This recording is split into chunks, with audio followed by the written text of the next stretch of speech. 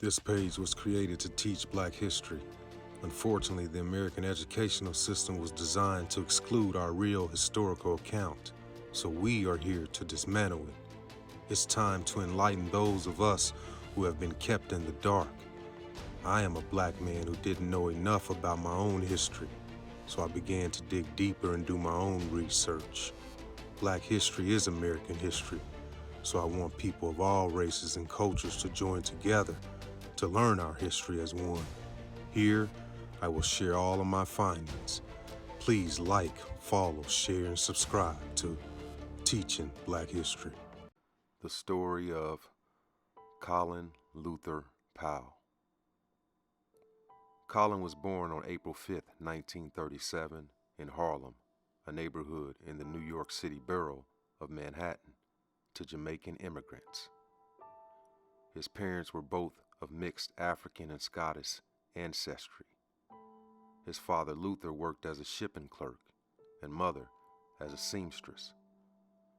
Powell was raised in the South Bronx and attended the now-closed Morris High School, from which he graduated in 1954. While at school, Powell worked at a local baby furniture store where he picked up Yiddish from the Eastern European Jewish shopkeepers and some of the customers. He received a Bachelor of Science degree in geology from the City College of New York in 1958 and said that he was a C average student. Powell also graduated from George Washington University with an MBA in 1971 and an honorary Doctor of Public Service in 1990. Powell was a professional soldier for 35 years, holding a variety of command and staff positions and raising to the rank of general. While attending the City College of New York, Powell joined the Reserve Officers Training Corps. He described the experience of one of the happiest experiences of his life. Cadet Powell joined the Persian Rifles, the ROTC, fraternal organization and drill team. Upon graduation, he received a commission as an Army second lieutenant. At this time, the Army was newly desegregated. He underwent training in the state of Georgia, where he was refused service in bars and restaurants because of the color of his skin. After attending basic training at Fort Benning, Powell was assigned to the 48th Infantry in West Germany as a platoon leader. Captain Powell served a tour in Vietnam as a South Vietnamese Army advisor from 1962 to 63. While on patrol in a Viet Cong-held area, he was wounded by stepping on a stake. The large infection made it difficult for him to walk and caused his foot to swell for a short time, shortening his tour. Powell returned to Vietnam as a major in 1968, serving as an assistant chief of staff of operations for the 23rd Infantry Division. During the second tour in Vietnam, he was decorated with the Soldier's Medal for bravery after he survived a helicopter crash and single-handedly rescued 3 others, including Division Commander Major General Charles Geddes, from the burning wreckage. When he returned to the U.S. from Vietnam in 1971, Powell earned a Master's of Business Administration degree from Georgetown University in Washington, D.C. He later served a White House fellowship under President Richard Nixon from 1972 to 1973. During 1975 and 76, he attended the National War College, Washington, D.C. In his autobiography, My American Journal, Powell named several officers he served under who inspired and mentored him. As a lieutenant colonel serving in South Korea, Powell was very close to General Henry Emerson, known as the gunfighter. Powell said he regarded Emerson as one of the most caring officers he ever met.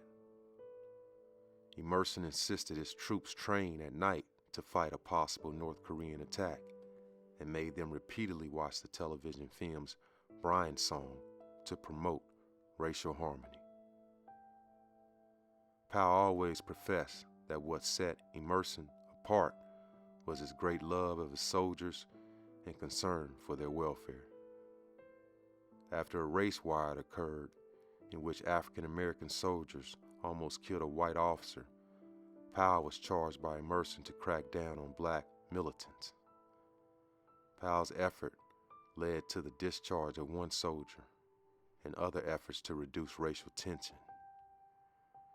During 1976 and 77, he commanded the 2nd Brigade of the 101st Airborne Division.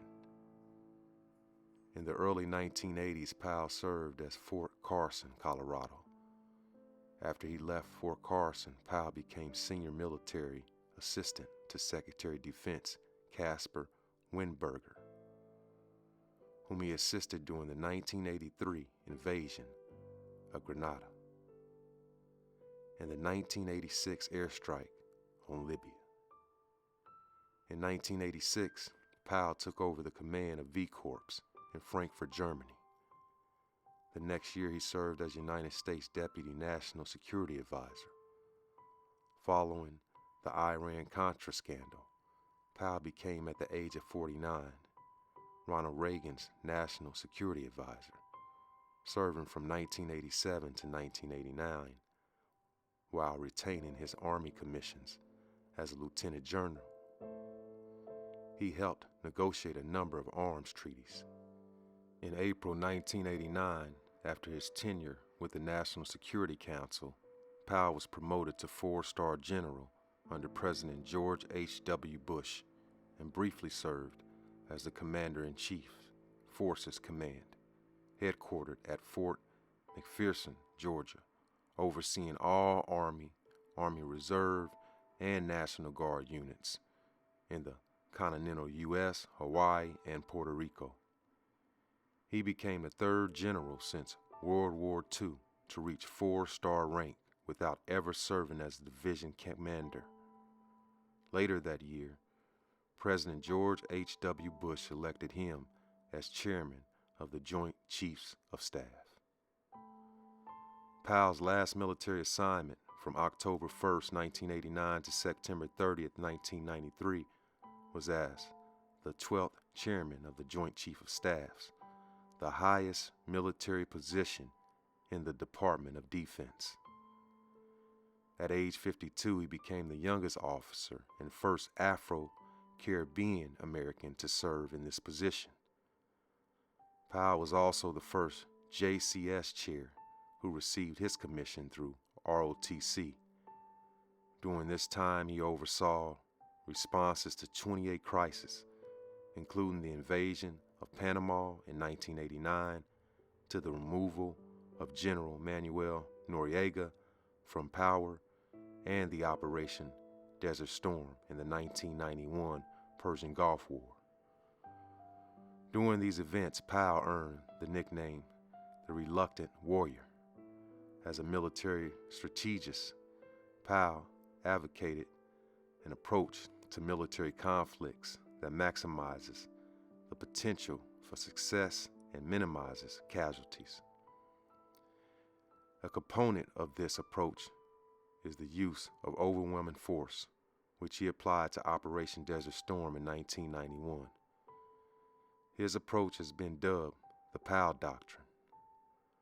Powell also disagreed with the Clinton administration's then new Don't Ask, Don't Tell policy, which allowed homosexuals to serve in the military. Though not openly, General Colin Powell took an early resignation from his tenure as chairman of the Joint Staffs on September 30th, 1993. Powell declared himself a Republican presidential candidate and began to campaign in 1995. Powell eventually changed, citing a lack of passion for politics. In 1997, Powell founded America's Promise with the objective of helping children from all socioeconomic sectors. That same year saw the establishment of Colin Powell Center for Leadership and Service. Powell was the first Black United States Secretary of State. As Secretary of State, Powell, perceived as moderate, Powell was unanimously confirmed by the United States Senate. Powell came under fire for his role in building the case for the 2003 invasion of Iraq. A 2004 report by the Iraq Survey Group concluded that the evidence that Powell offered to support the allegations that the Iraqi government possessed weapons of mass destruction was inaccurate. Once Saddam Hussein had been disposed, Powell's renewed role was to once again establish a working international coalition, this time to assist in the rebuilding of post-war Iraq.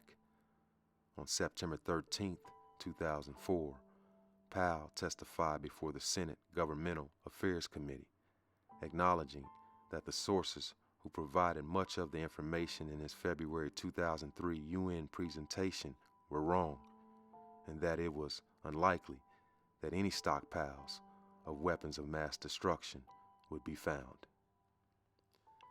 In 2007, he joined the board of directors for Steve Case's new company, Revolution Health. Powell also served on the Council on Foreign Relations Board of Directors.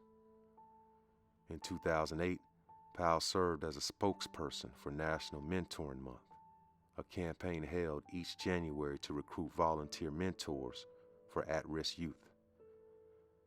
Powell was a moderate Republican from 1995 until 2021, when he became an independent following the 2021 United States Capitol attack.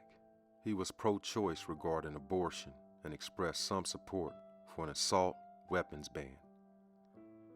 Powell married Alma Johnson on August 25, 1962. Their son, Michael Powell, was the chairman of Federal Communications Commission from 2001 to 2005. His daughters are Linda Powell, an actress, and Anna Marie Powell. As a hobby, Powell restored old Volvo and Saab automobiles. On October 18, 2021, Powell, who was being treated for multiple myeloma, died at Walter Reed National Military Medical Center of complications from COVID-19 at the age of 84.